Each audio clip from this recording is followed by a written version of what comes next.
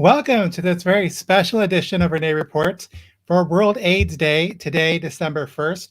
I'm your host, Renee Reports, and tonight we have Neil Lequia on the show. He is featured in a new Vice documentary, HIV, The Neglected Pandemic, about the 40-year anniversary of the first 5 cases of what later became known as AIDS, which was before it was officially reported.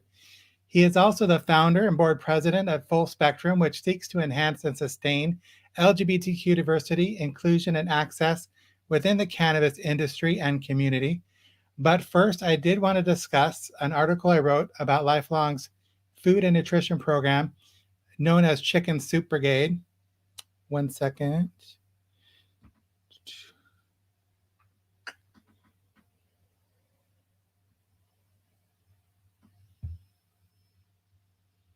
Okay, I don't know if you can hear me. Okay. Well, we're in the show by myself tonight, so you took a little bit of take a quick look at the article. It's in the SGN. The Chicken Soup Brigade was born out of the Seattle Gay Clinic in 1983 as a way to help people living with any disabling illness to get to a doctor's appointment, to provide companionship, and deliver groceries to them. Soon it became its own nonprofit organization. By 1984, the focus shifted to serving people with AIDS. By 1991, Chicken Soup Brigade had approximately 400 volunteers, most providing about 4 hours a week.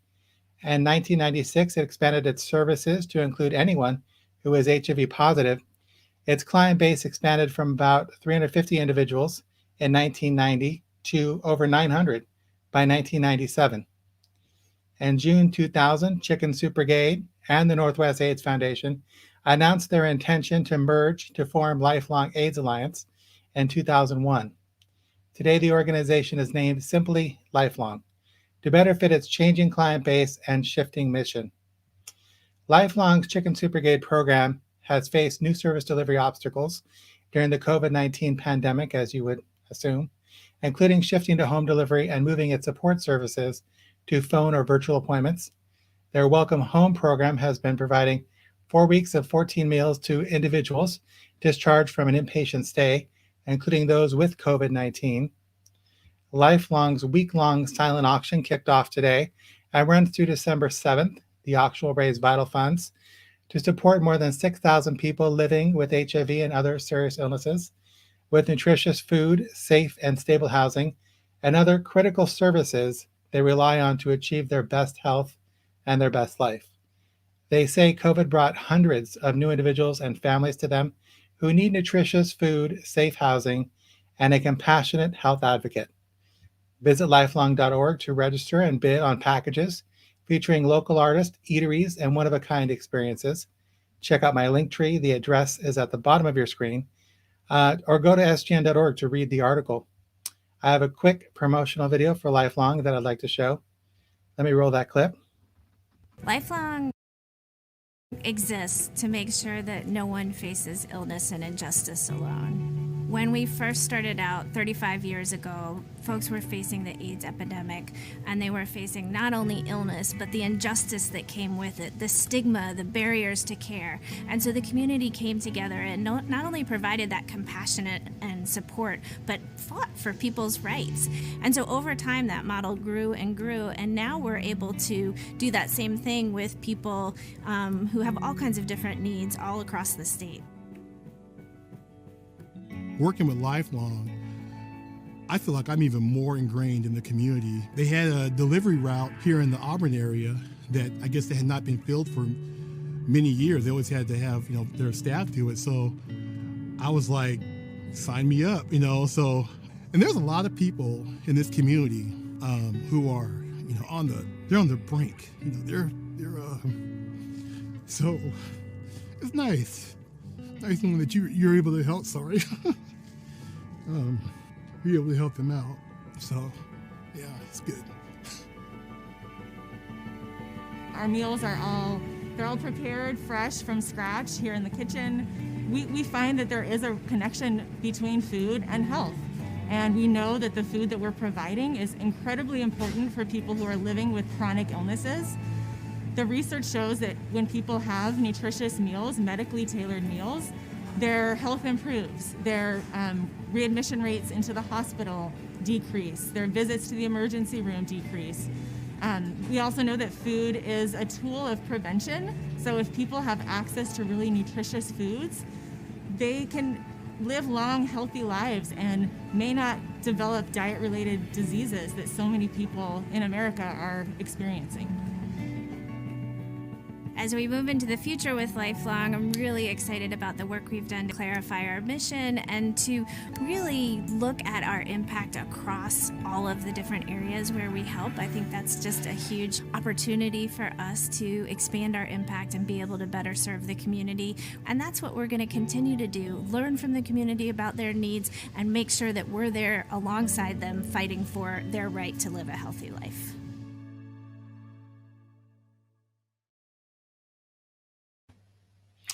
Okay, again, the silent auction for Lifelong runs from now till December 7th, and you can find out more about their packages by visiting the website at lifelong.org. Now it's my honor to introduce our special guest tonight. Neil began his activism career while in high school, creating his school's first gay-straight alliance.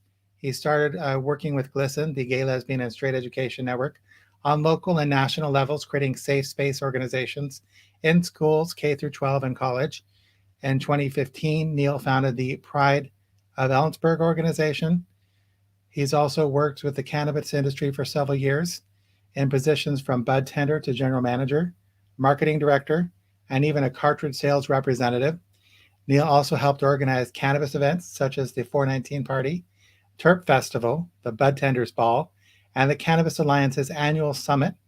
Neil's been a regular speaker for the HempFest Protestival, the Cannabis Freedom March, Lemon Haze, and the Western Washington University's Cannabis Career Summit.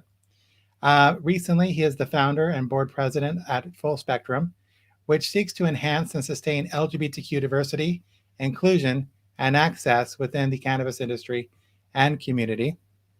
Neil has also been featured on Marijuana Venture magazine's 40 Rising Stars of the Cannabis Industry Under 40, Leaf National Magazine's Equality issue, and several podcasts including Fresh Cut, The High Guide, The Age of Cannabis and Psychedelics with Mark Eden, the Leaf Life podcast, Northwest Cannacast, Cannabis Legalization News, Hemprest Cannabis Radio, and much more. Neil's HIV activism recently was featured in Vice's documentary HIV, The Neglected Pandemic. Let me bring him in.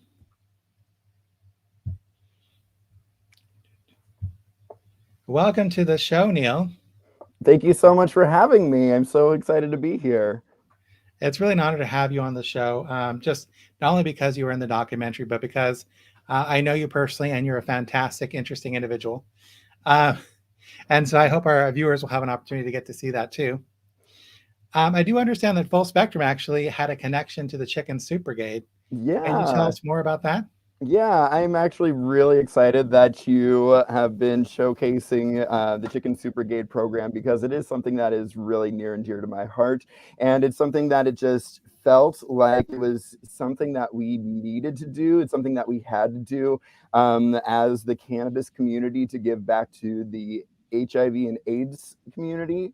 And the reason being, and not a lot of people know this, is that cannabis was legalized in direct response to the AIDS crisis. It's because of the AIDS crisis and the AIDS patients and the queer activists that fought for us to be able to have our medicine to heal those people who were having nausea and pains and weren't able to eat anything. And so we've just made it a point to support them as much as we can, to go and volunteer as a group regularly. It's something that we had done since the very beginning of our organization. So just really excited to hear you showcasing them. They're a really fantastic group that I love dearly. Yeah, I definitely want to talk about them. Let me show the article really quick.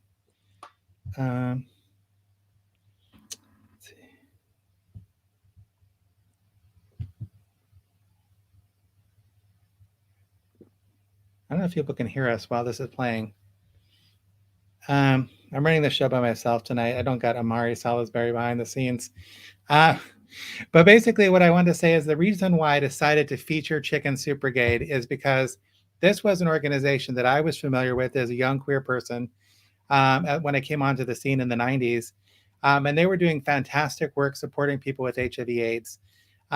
They were their own nonprofit organization before they merged with the Northwest AIDS Alliance in 2001 to become the Lifelong AIDS Alliance. And so I think a lot of people, because Chicken Soup no longer was its own organization, have kind of forgotten the history behind the people who made that organization happen, that literally delivered services to over 900 people. Had several $100,000 budget in the end there, had paid staff, and we're doing such good work in the community.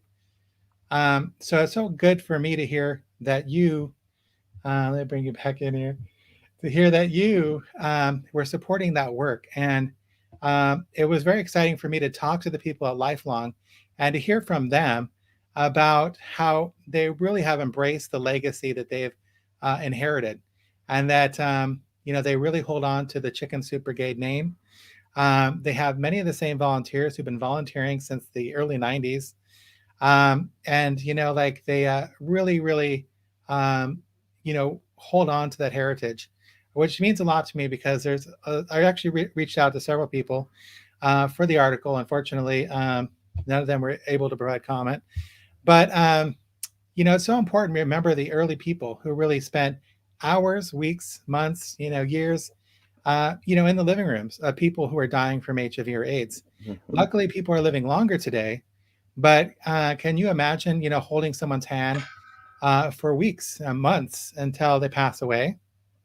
No, I've heard a lot of stories. I was also in the Seattle men's chorus and the San Diego gay men's chorus for a number of years in my 20s, and I've heard so many stories about how the choruses had to perform at funerals week after week, and their chairs were getting emptier and emptier as the weeks would go on, and it just sounds like something out of just like this horror film that I'm grateful that I was a child during the height of the epidemic.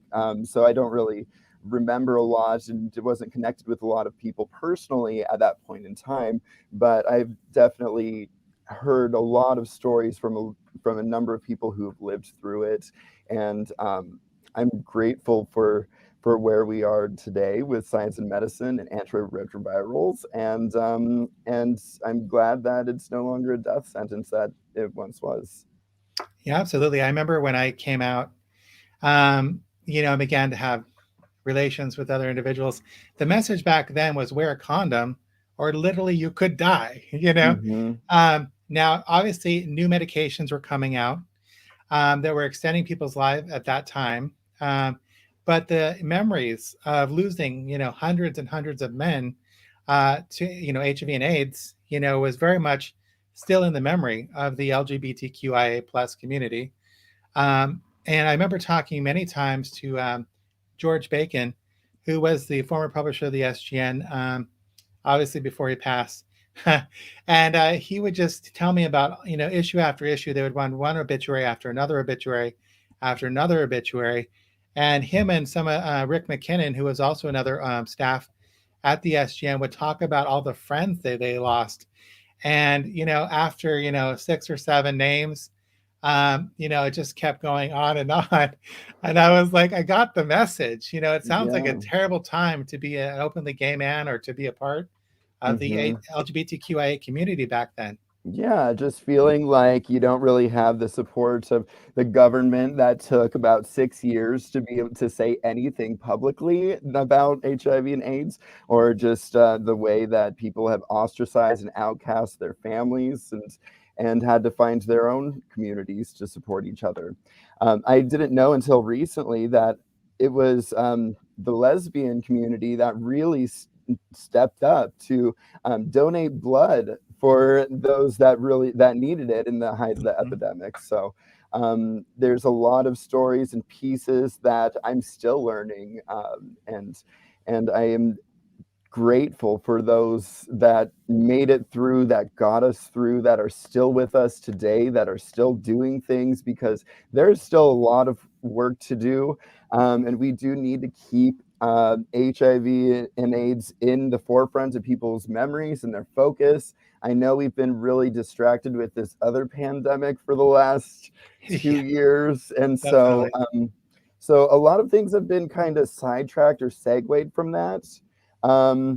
But honestly, it was, and even with that, it's like there were no COVID vaccine trials units. We had to turn our HIV clinical trials units into COVID trials units. So Mhm. like our HIV studies, they got back burnered and to make way for these other studies, which was, which I'm absolutely grateful for. And it was because uh, the HIV research that's been done for a number of years has been instrumental in being able to create a vaccine this quickly.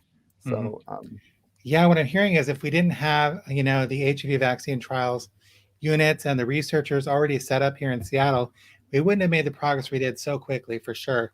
And, mhm, there are decades and decades of research, 40 years now, really helped get us started on getting together, a vaccine and a path forward to addressing the COVID-19 pandemic.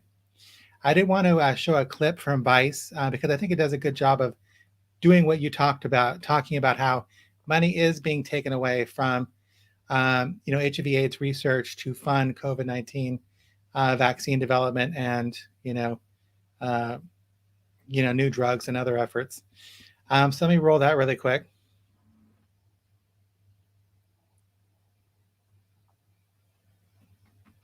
More than 75 million people have become infected with HIV across the globe, and over 700,000 people have died of the disease in the United States alone.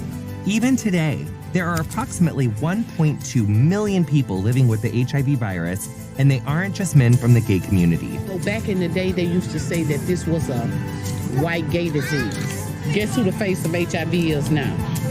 Me and you. 40 years later, the world still has a long way to go to end this pandemic. President Joe Biden has pledged to make stamping out the virus a priority. Together, we'll recommit to ending HIV/AIDS epidemic by 2025. But those living with HIV know this is a matter of life and death. And the draining of vital funds away from HIV/AIDS treatment and research since the coronavirus pandemic hit in 2020 is only making things harder.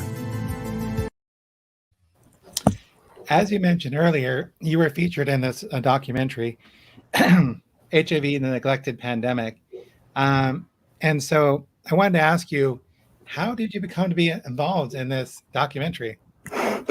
I became involved because I go to Harborview Medical Center for most of my healthcare, and that is a research hospital. They do a lot of different research studies, and so when I started going there, when I started taking care of my HIV, and so they took so many vials of blood because they wanted like the active virus, and it was so like hard for them to actually get live virus at that point in time.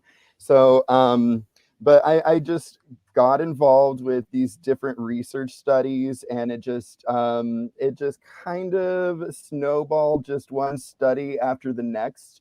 But they just they asked me, the researchers asked me if I wanted to participate in this documentary by Vice, and of course I was so delighted, excited. Just it was beyond words to be invited to participate in that.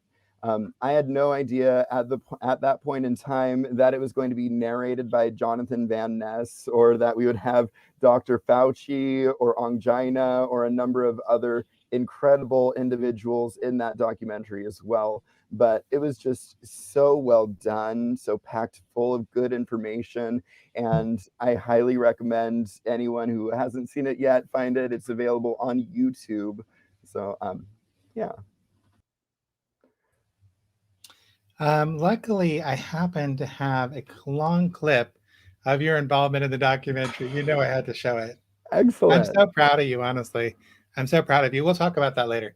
But I've known you for a very long time, and I'm so proud of the person you become, honestly. I'm really amazed. I mean, I saw a lot of potential, a lot of promise, obviously, in you as a young person, but to see all the things you've achieved really touches my heart. But let's play that clip.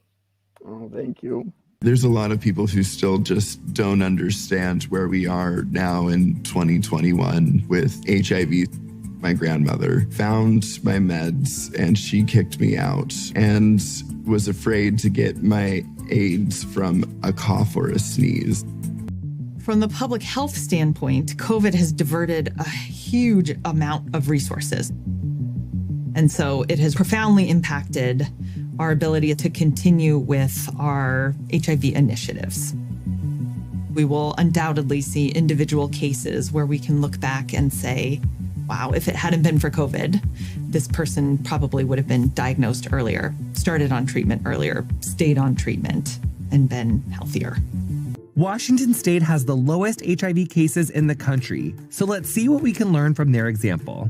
The Fred Hutchinson Cancer Research Center in Seattle is home to the HIV Vaccine Trials Network. Some of the most promising advancements in HIV/AIDS treatment and research have started here. I have been working in HIV since its inception. I first started out in HIV therapy, and I was the first sort of head of the executive committee of the AIDS Clinical Trials Group.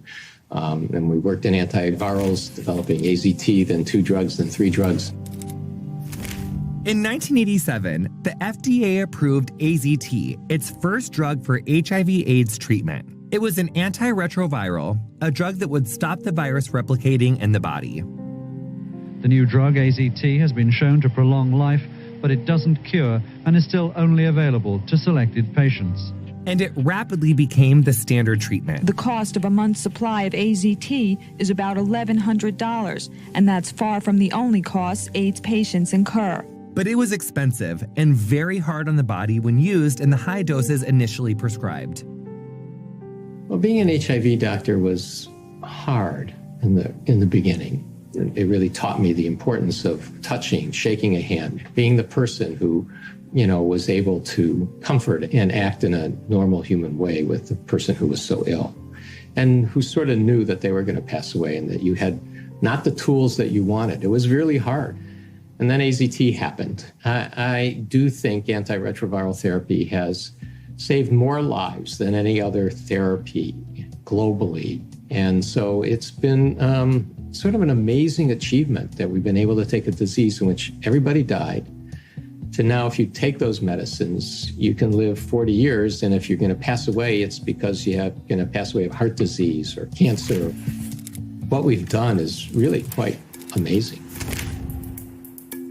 90-90-90 refers to the UNAIDS goal for HIV targets that was supposed to be by the year 2020. 90% of people who are living with HIV diagnosed, 90% of those diagnosed on treatment, and 90% of people on treatment virally suppressed. A number of things contributed to achieving 90-90. A really robust HIV care system, Medicaid expansion, early needle exchanges, and we have long-standing and consistent political support for HIV prevention and care. Seattle's King County is one of the first counties in the U.S. to achieve the UNAIDS 90-90-90 target. The first person to be cured of HIV in 2010, the late Timothy Ray Brown, was originally from Seattle. My history is proof in concept that HIV can be cured. The city continues to make worldwide headlines as one of the United States' main scientific hubs of HIV research. My name is Rachel Bender Ignacio. I'm I'm an infectious disease physician and director of the AIDS Clinical Trials Unit at UW-Medicine. So here at the UW-ACTU AIDS Clinical Trials Unit, we have been working on several different types of clinical research. So clinical research just means that we are working with participants, mainly people living with HIV, who are volunteering their time and their effort and, in some cases, a lot of blood to help further science. I was living in San Diego, and at that time, my boyfriend who was positive wasn't taking care of himself. He wasn't on his meds. And within a matter of months, I was positive myself. After about a year, I was homeless, HIV positive, and a meth addict. It really was a wake-up call for me to take better care of myself and to change my life. It took me a couple years to get on medication. Because of the stigma, I didn't feel comfortable talking to anyone about my status. I didn't have insurance, and it took me a number of years to be able to open up to a close friend of mine who was HIV positive as well. And they directed me to go to the University of Washington to the Madison Clinic because it was a research facility. And in that way, I could not only get the help that I needed, but I could also contribute to science and medicine. Hi. Hey. Come on in. Good to see you. Good to see you too. You need to put your bag up? You can put your bag up over here. You're amazing. What a doll. You're welcome. I started doing a couple samples here and there that I would give them, urine sample or blood samples or whatever they might need. Many of these research studies are focused on reducing the comorbidities associated with having HIV. Some of the newer treatments, including ones that have recently been approved by the FDA, include long-acting injectable antiretroviral therapy. So that just means that people who would prefer to get a long-acting injection once a month or once every 2 months could do that instead of taking a daily pill. And then another really big area of research is HIV Cure.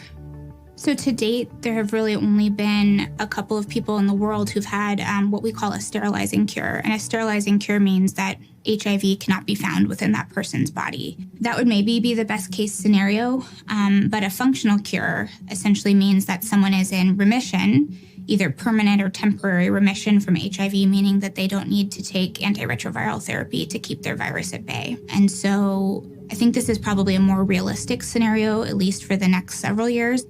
I would love to be able to contribute to whatever research studies I possibly can. It really takes individuals stepping up and just volunteering their bodies for these studies for us to be able to prove the science in medicine. Finding more people like Neil, who are so generously willing to donate their time and bodies, is the only way we're going to find a cure, or at least a vaccine for HIV/AIDS anytime soon.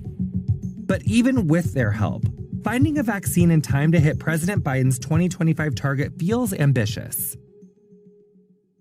The HIV Vaccine Trials Network is an international collaboration of scientists dedicated to speeding the development of an HIV vaccine. The development of an HIV vaccine has been a journey. I honestly think you end the epidemic with a highly effective vaccine. I don't see us getting rid of it in the next 2 decades. Maybe we will have a vaccine within the next 5 to 7 years. If we have 1.5 new cases and we got it down to 500,000 a year, is that ending the epidemic? I'd say no, but boy, that's, a huge reduction. To me, ending the epidemic is, less than 100,000 cases, or maybe people will take it down to 50,000 new cases a year. That is ending the epidemic. And that's the concerted effort. And I think HIV is worth that. Hello, welcome back. That was an amazing clip. I actually met Dr. Larry Corey, who leads basically the Fred Hutchinson's, and who also works part of UW, the University of Washington, their HIV/AIDS vaccine research in 2007. And he is an amazingly interesting person, an amazingly talented doctor and researcher. And I really enjoyed my conversation with him back at that time. He was one of those people that was just like, like a well of knowledge. You know what I mean? Every little thing you wanted to know about anything, but particularly about how this virus, invades the cell, how it replicates.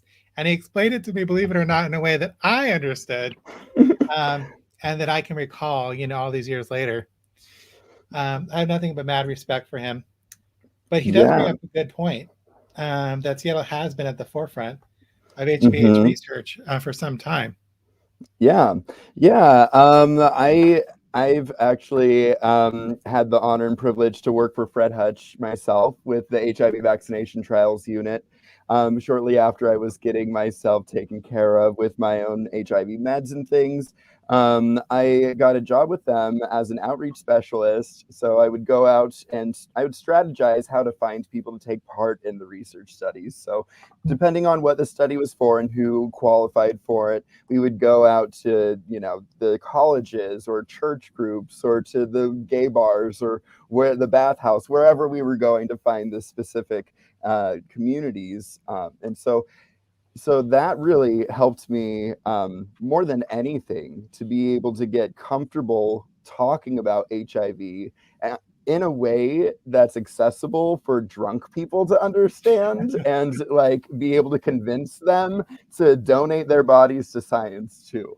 So that's really the thing that helped me to understand understand HIV and at a cellular level and where it is with science and medicine today.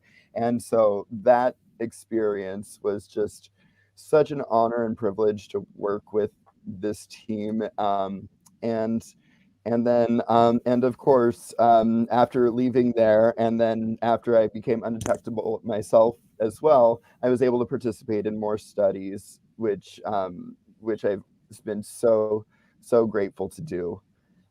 Two of my bigger studies that I participated in, I just want to touch on with these HIV studies.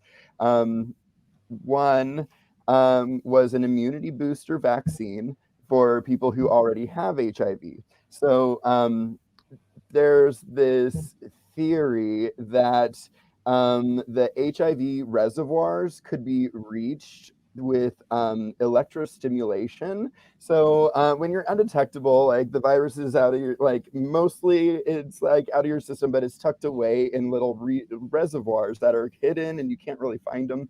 But they felt that they had a hunch that electrostimulation might help penetrate to the HIV reservoirs. So that thing that looked like a speed gun, like a radar gun that police officers use, that was like this taser with a needle in it that they would shock me regularly while injecting me with a vaccine. But I can't wait to find out those results. But another one was, I had to participate. It was an HIV and cannabis study, and they were trying to find out if cannabis impacted the inflammation within the digestive tract of individuals living with HIV. So they needed people who with and without HIV and who used cannabis and who did not use cannabis. And they really wanted some people who a lot of cannabis would find to show up in the system. And so I got really stoned and I showed up to the clinic and they did 25 rectal biopsies on me with me not put under anesthesia or anything, just like fully watching on the TVs in front of me. And what would be like a painful or invasive or uncomfortable situation for most people was kind of like a spiritual experience for me in some odd way, just to feel like I could be contributing to science and medicine and furthering the understanding of HIV and cannabis, like two things I care so much about in that way. So, yeah. Absolutely. It sounds like you're a little bit of a lab rat, which is great if it yields results. Yeah. Well, by the time that they get to human trials, there's usually done enough that they've gone through enough stages that they know that it's not going to do any harm that to the individuals that are being put in the studies. So I have no, fears or anything that anything's going to be done maliciously to me or put me in harm's way. Um, but I'm just grateful to take part in that. A lot of studies just need humans to get involved who, qualify for the studies. That is like a big part of it. Um, yeah. Hey, you're mentioning that you were doing a little bit of recruitment in the beginning there, Yeah. before you became involved in the research studies yourself. Would you recommend to people that they get involved? And if you do, how would they go about getting involved in something like that? Um, if you can get involved, I would say absolutely go for it, please. They're usually, usually in the name of science and medicine to do good things for humanity is a plus, but also most of these studies are also paid studies too, so that's not a bad thing either. But I think that if you can get involved, please. But I understand there are a lot of people who don't qualify for certain studies or can't participate because the fear of needles or whatever or what they have you. A lot of different studies have really strange qualifiers, some that you might not even think of. We had a study where if you were tattooed on your shoulder right here, then you were disqualified because that was like the injection site for a vaccination, and they couldn't tell if there was any kind of reaction if you were tattooed in that area. So. Different studies call for different things, and sometimes you don't qualify for some things. I just tried to do a study for cannabis allergies, but I was disqualified because I worked within when I worked for a cartridge company, I spent some time working in the processing facility. And since I spent any time at all working in the industry around the plant itself, not packaged, but the unpackaged plants, then I was disqualified. But that's all right. There will be other studies. There's a lot of different questions that we're trying to answer right now. These are medicinal claims that have been around for thousands of years, with cannabis especially. So we're just trying to validate those. We're just trying to make some movement with the HIV studies. And there's a number of ways to get involved with those studies. I would check out the HVTU, the HIV vaccine trials unit website. I'm not exactly entirely sure what that is, but I know that they are also on Facebook and Instagram too, if you want to reach them that way. Or they also do have their outreach specialists still going out to the bars, filling up those condom bins and talking to people about the good work that they're doing. Excellent. Now, people don't know, but we're longtime acquaintances, friends, honestly. And so I had a personal invitation to watch this documentary before it ever aired on Vice, TV network. I actually when they asked me if I'd write about it, I said I'm too close to the subject to write about it. So Hannah Sanders wrote this amazing piece about the documentary and about you and the role that you play in this documentary, and some of your history. And it's actually very well written. She actually writes really great stuff. So many great things. In fact, last week she wrote about the family of Zoe Martinez, a trans woman, Latinx woman, who was murdered brutally in Seattle. She was from Maple Valley originally.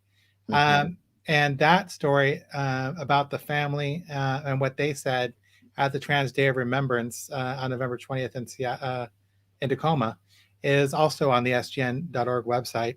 So if you search your name with SGN and Hannah Sanders, Yeah, you'll find it, and people need to read it. So, of course, and then also read whatever else she writes. And she writes some great stuff. So, and now that I plugged her for everyone, I wanted to ask you, like, I know you've told me before that cannabis was legalized in a direct response, honestly, to the AIDS crisis. Can you tell our viewers more about that? yeah.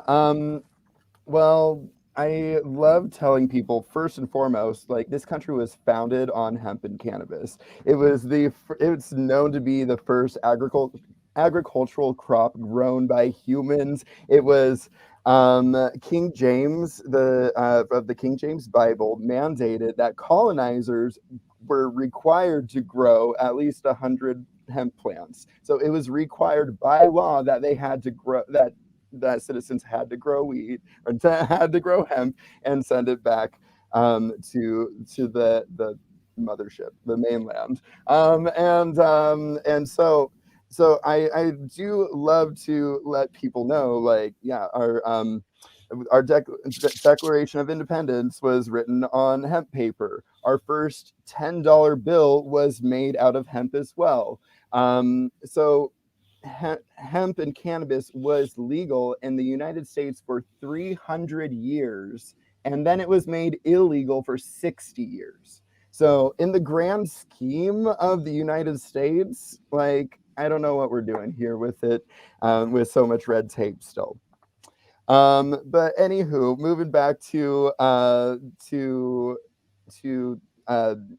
the queer history of cannabis legalization, as we would put it. There have been a number of efforts to legalize or re-legalize cannabis through the 70s with California Proposition 19, with Senate Bill 95. And there were a number of different propositions that were pretty close. And actually, there was in 1978, Dennis Perrone, who is the father of medical marijuana, and Harvey Milk drafted and collected signatures for Proposition W, as in weed, and that actually passed in San Francisco by 63% in 1978. So California could have legal cannabis in 1978 had Harvey Milk and Mayor Moscow not been assassinated, because it was just weeks after that had passed that they had been assassinated. And then I'm sorry, who was it? Oh, Dianne Feinstein became the mayor of San Francisco. She never enacted Proposition W, and so it just took a number of years and a number of efforts still, but nothing was successful until the first cases of AIDS were discovered in 1981. They talked a lot in the documentary bit that we showed about AZT, which was a shelved cancer medicine. It was created and it was tested on cancer patients, but it was too toxic for cancer patients, and so it was shelved and forgotten about for a while until HIV happened. And so they were throwing that at it, and patients on AZT were dying faster than those that weren't on AZT.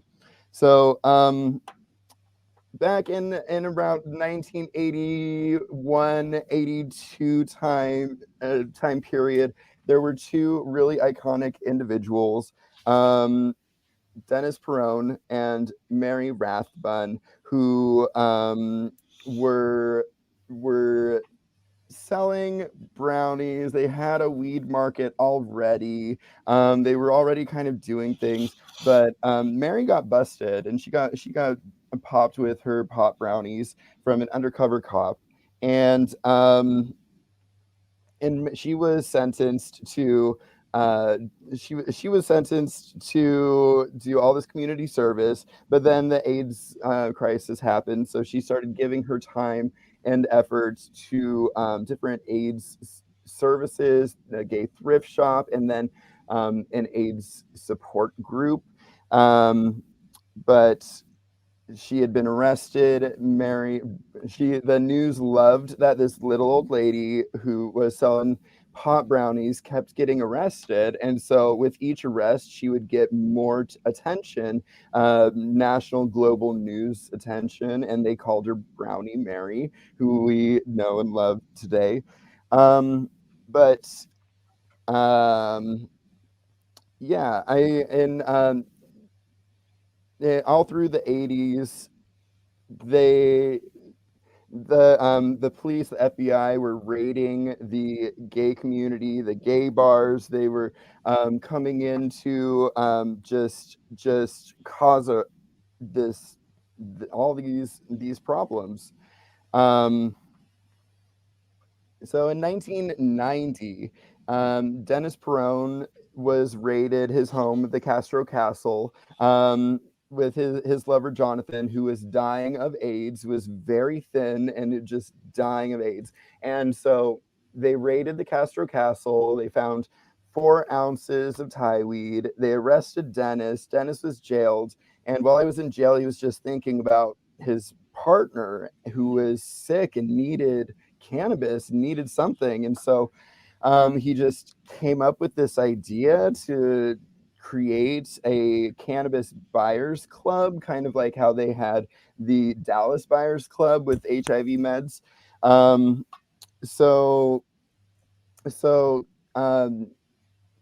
Dennis went to court. His lover was able to testify on his behalf that, hey, that weed's mine. I'm sick, terminal, on deathbed.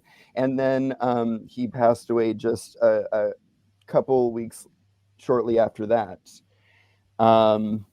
In 1993, about Dennis, he loved these publicity stunts, so he created this, like, he wanted to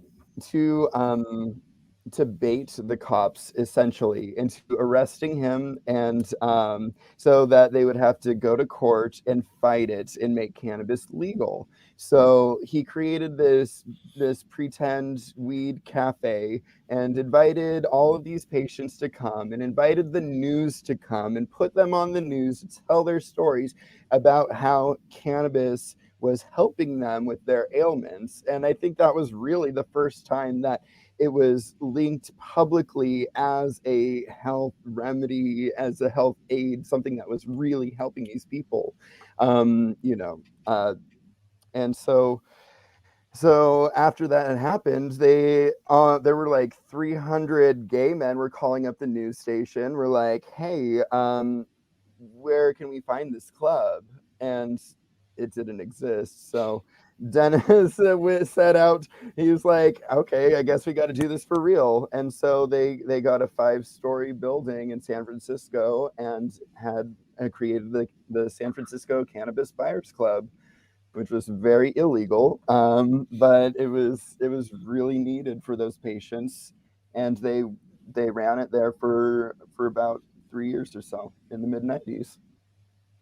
I think you bring up a good point, and that is the cannabis industry would not be where it is today if it wasn't for the early efforts of the queer community, LGBTQIA plus activists. We got to remember at this time, Ronald Reagan did not even mention the term AIDS for 6 years. Mm-hmm. And people, who are lesbian, gay, bisexual, transgender, questioning, queer, were dying, all around them, these activists, and across the country. And so their desperation was very strong, and they wanted to do whatever they could to find a cure or to at least alleviate the symptoms. Mm-hmm. Dying from AIDS at the time was a very brutal death, Yeah. Not only did you have lesions and itching, and you had dry mouth, you had delusions, you might just like the worst possible scenario, basically. Yeah, on top of already being a societal outcast and cast out from your family a lot of times. Like, this is why Brownie Mary was attracted to the gay community, the queer community so much. She had a child who passed away in a car accident when she was like 18 years old, and Brownie Mary felt like these were her children, and she needed to be the mother to take care of these people who had been kicked out of their homes, whose family had ostracized them, whose families wouldn't come and claim their bodies after they had died, you know.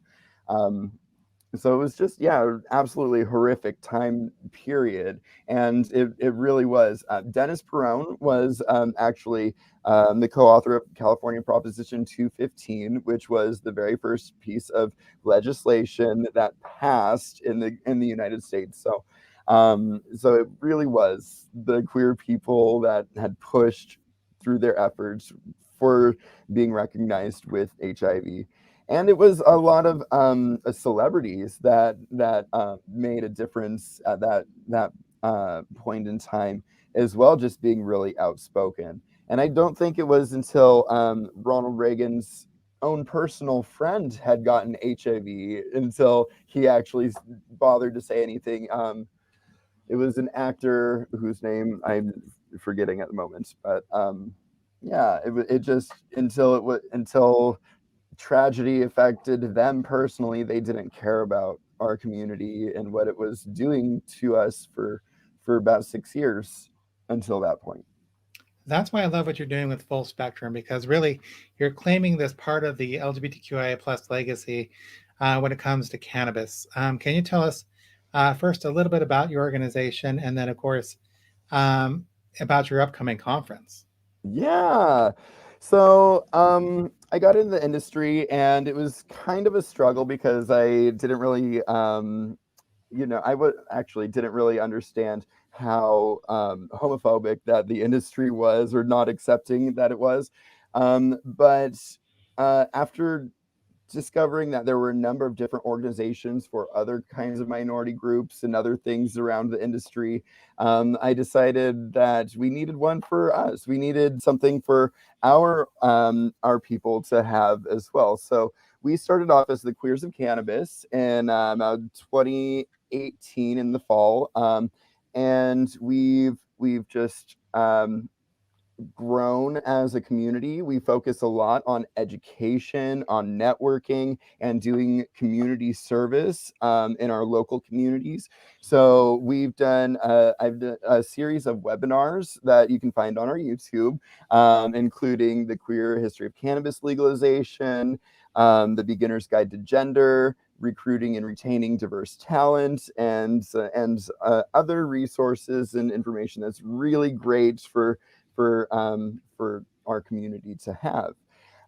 We've done a lot of social events, coffee socials, roller skating things. We do a lot of virtual smoke sessions every second Friday of the month. We have different virtual smoke sessions that the community is invited to participate in as well. And yeah, we put on the Canada Pride show this last Pride season. So we've been pulling together queer cannabis performers and artists and really trying to showcase these individuals. And we are actually, thank you so much for bringing up our conference. This is something that's huge, never been done before, anything like this in the industry anywhere. There has never been a conference on just LGBTQ issues within the cannabis industry and community. And so we're pulling together a 3-day event, the Full Spectrum Conference. It's going to be full of webinars and panels and entertainment and education and networking moments. But we have some incredible speakers lined up for that. I'm so excited to share all of that with you all. Some of our panels include queer legends of the cannabis industry, queer entrepreneurship, HIV and cannabis, and transgender in the industry. I'm personally going to be doing 2 workshops, one on power, privilege, and oppression, and then another on rainbow washing. Two really excellent topics that I do feel are relevant and pertinent to right now.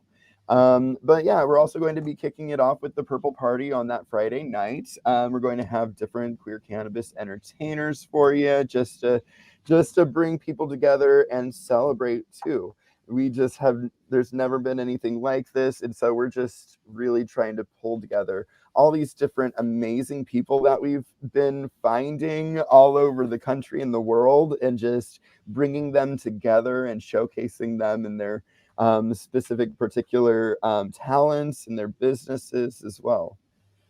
One thing that we've been doing recently, we've been developing a queer-owned cannabis business directory, just because that's something that people ask all the time is, what are some queer-owned cannabis businesses in the area? And that was kind of a struggle to name some offhand because there are so few. And so we've got a list of about 130 worldwide now, and it's just getting really exciting that we're growing and we have volunteers in multiple time zones now, and we're just really starting to pick up traction. I'm so excited about this conference, and of course, you know, I might work my way in. I know someone who's involved in the organization, but definitely we got to get someone from the SGN or any of the other outlets I work for to cover it for sure. Absolutely. Definitely.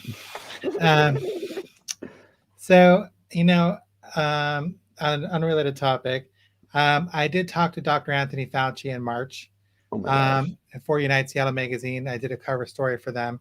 The interview later aired on Malcontent News and the Seattle channel.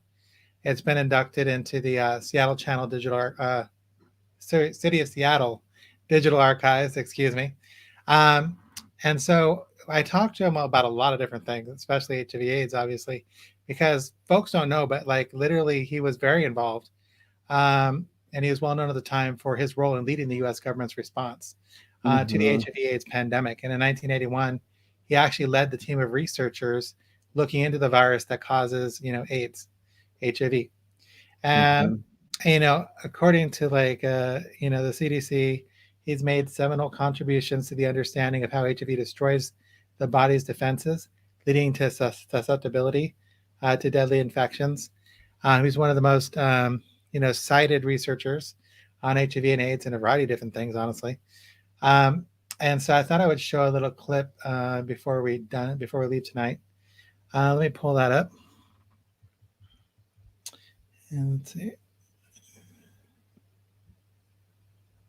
Again, I'm running the show myself tonight. We won't get our own Operation Warp Speed, but what will it take to end HIV/AIDS in the United States? We put together that plan in 2019 that really got rolling in 2020 to end the epidemic in 10 years in the United States by implementing the tools that we have, by doing things like better and more extensive utilization of PrEP, including the more easily usable injection, long-acting cabotegravir, to get as many people under treatment as possible, to allow treatment as prevention to occur, namely undetectable equals untransmissible.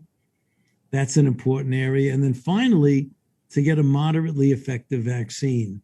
I believe if we do all of those things in a very proactive way over the next 10 years, we can decrease the new infections by 75% in 5 years and by 90+% in 10 years.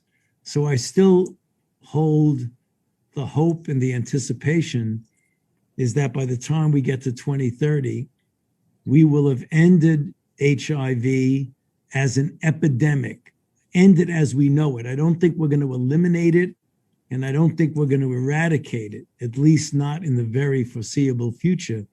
But I think we can end it as a true threatening epidemic in this country by 2030 if we continue to get people into treatment programs, to get as many people utilizing one form or another of PrEP, and hopefully with a at least moderately successful vaccine. Julia Braithman. Yes, so be sure to check out that interview. You can visit my link tree down below. And you can watch the full interview. Let me tell you what an honor it is to interview him, because I interviewed him for the first time in 2007 at the AIDS vaccine conference. He gave me like an hour at the Sheraton Hotel. Wow. He's really honestly the same person like that you would see on TV. He's really the same person. He's really great, really warm, very educated. And, this guy is just like amazing on all levels, because not only does he have to be a politician to advise like 7 presidents at this point, but to also do all the things he does, when it comes to like our health and well-being. And this as a father, his accomplishments with his own family, just an amazing guy. And I wish, everyone had the opportunity to meet him. But, we had to meet virtually this time because obviously the pandemic, COVID-19. So I want to give you one opportunity to plug everything that you're in, everything that you're doing before we say goodnight. We are after the 1 hour mark. Yeah, I think that the best way to find everything that we're doing is just by going to our website, www.thefullspectrumnetwork.com. And from there, you can find all of our social media accounts, our YouTube, all of our resources, information about this conference coming up, volunteering with us information, how to donate to us, because we are a tax-deductible 501c3 status organization. So just go to our website, thefullspectrumnetwork.com, and all of everything that you could possibly want to find and connect with us can be found there on that site. And it's actually much easier to find us there than by trying to search for us through any social media platform, because of the shadow banning that they do for all of the cannabis anything. So find us on our website, and that'll lead you to our social medias. We spent a lot of time talking before we came on the air. And people don't know that we do have like a long history, and I was hoping to get to it, but we didn't have time. So I'm going to have you back on the show. Yeah, it's been 15 years now. I can't believe all of the things that we have gone through and experienced through our journeys, separate and apart and together. So I literally feel like I saw you grow up. And that's really meaningful to me, because everyone who watched tonight can see what a spectacular individual you are.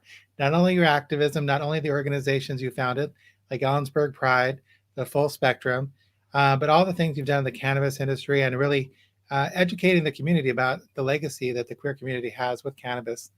And then, of course, just like the bubbly, wonderful person you are, I run into you in the community, and of course, every time I do, I have to stop, give you a hug, say hello, check in, find out how you're doing. So I hope you will come back on. We'll have to figure out a reason to have you back on. Absolutely. I know that I wouldn't be where I am today in my journey without you involved. You were there at the very beginning, and you've definitely helped me to find my own footing, my own voice. So you were there at the very beginning, and you've seen a lot. So I'm so grateful to have had this opportunity to come and chat with you, and I would absolutely love to come and talk some more in the near future. Again, I want to thank everyone for watching. It is World AIDS Day, and I encourage you to do what you can, educate yourself if you don't know a lot about the topic, and then also obviously to take action, volunteer some time, donate, or for the love of God, volunteer your time. I am going to play the promo for Lifelong one more time, and that's it, and we're out. Sweet.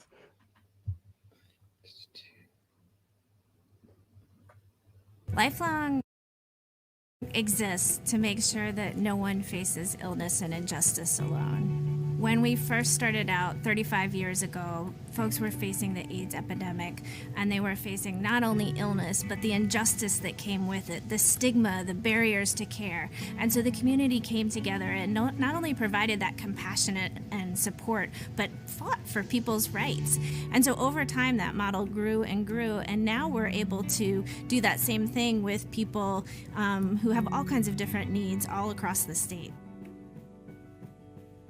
Working with Lifelong, I feel like I'm even more ingrained in the community. They had a delivery route here in the Auburn area that I guess they had not been filled for many years. They always had to have, their staff do it. So I was like, sign me up, So, and there's a lot of people in this community who are, they're on the brink. So it's nice knowing that you're able to help. Sorry. Be able to help them out. So, yeah, it's good. Our meals are they're all prepared fresh from scratch here in the kitchen. We find that there is a connection between food and health. And we know that the food that we're providing is incredibly important for people who are living with chronic illnesses.